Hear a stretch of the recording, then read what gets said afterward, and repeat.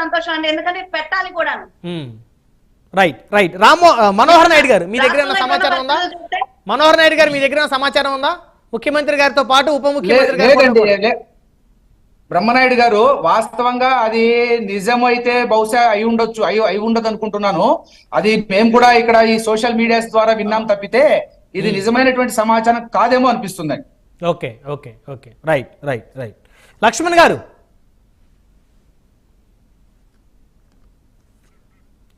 లక్ష్మణ్ గారు కంక్లూజన్ ఇవ్వండి. మొత్తానికి మంత్రిత్వ శాఖల మంత్రులు ఏ శాఖ మీద మంత్రి ఉన్నారో ఆ శాఖల గురించే రివ్యూ మీటింగ్స్ పెట్టాలి. అదేవిధంగా ఆ శాఖలకు సంబంధించినటువంటి అంశాలను ప్రజలకు ఎప్పటికప్పటికి వివరిస్తూ ఉండాలి. అంతేగాని గత ప్రభుత్వంలో లాగా శాఖలతో సంబంధం లేకుండా మంత్రులు కేవలం ప్రతిపక్ష నేతల్ని దుమ్మెత్తి పోసేందుకు మాత్రమే గతంలో చర్చా వేదికలు పెట్టారు, ప్రెస్ మీట్లు పెట్టిన పరిస్థితి ఉంది అనేది ఇప్పుడు ఇక్కడ టీడీపీ జనసేన నేతలు వ్యక్తపరుస్తూ ఉన్నారు.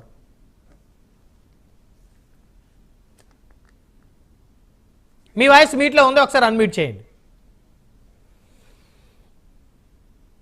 తెలుగుదేశం ప్రభుత్వం హయాంలో గాని లేదా అంతకుముందు కాంగ్రెస్ ప్రభుత్వ హయాంలో గాని అలా జరగలేదనే సందర్భాలు బట్టి జరుగుతాయి. ఒక్కోసారి ఇప్పుడు ఎక్కడో మంత్రి వెళ్ళి ఉంటాడు, అనుకోకుండా రివ్యూ చేయాల్సి వస్తుంది. ముఖ్యమంత్రికి పూర్తి అధికారం ఉంది. ప్రతి ఒక్క డిపార్ట్మెంట్ ను ఆయా సంబంధిత శాఖ మంత్రి లేకపోయినా రివ్యూ చేసే అధికారం సంపూర్ణంగా ఉంటుంది. ముఖ్యమంత్రి ఎప్పుడైనా చేయొచ్చు. కాకపోతే ఏంటంటే ఇప్పుడు ఈ మంత్రులందరూ కొత్త వాళ్ళు ఎక్కువ మంది ఉన్నారు కాబట్టి వాళ్ళకి అవగాహన కావాలి, ఆఫీసర్స్ ఉంటారుగా వాళ్ళకి సపోర్ట్ గా. దానివల్ల చంద్రబాబు నాయుడు గారు అలా తొందరపడకుండా వాళ్ళకి అవకాశం ఇచ్చి వాళ్ళు కూడా నేర్చుకోవాలి, వాళ్ళు కూడా అన్ని తెలుసుకోవాలి. కాబట్టి మీ వాయిస్ మీట్లో పడుతుంది లక్ష్మణ్ గారు, ఒకసారి అన్మ్యూట్ చేయండి.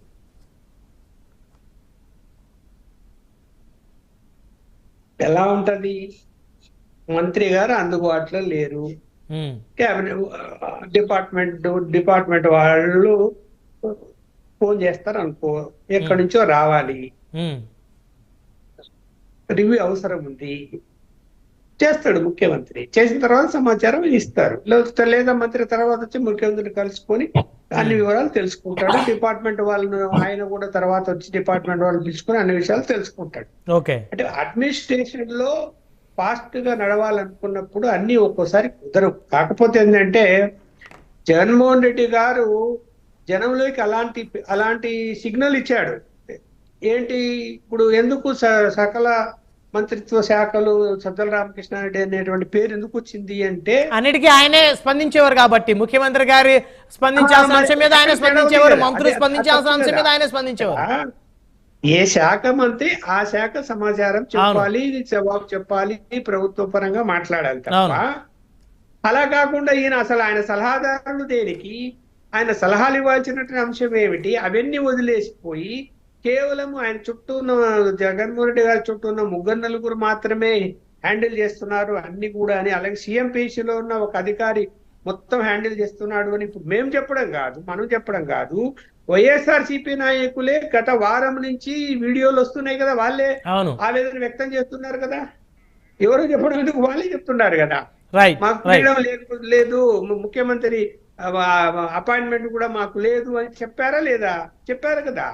అలాంటి పరిపాలన చంద్రబాబు నాయుడు అవసరాన్ని బట్టి ఏదైనా నడుచుకోవచ్చేమో కానీ ఇప్పుడున్నటువంటి కొత్త మంత్రి వర్గాన్ని మంచిగా తీర్చిదిద్దాల్సిన బాధ్యత ఆయన మీద ఉంది, అనుభవం గల వ్యక్తి కాబట్టి. లేకపోతే ఏమైపోతుంది, ఆయన కూడా నారా లోకేష్ దగ్గరికి వెళ్ళిపోండి అన్నారు అనుకోండి, ఆయనతో మాట్లాడండి అన్నారు అనుకోండి, ఆయనతో చర్చించండి అన్నారు అనుకోండి, పరిస్థితి ఏమైతే చెప్పండి.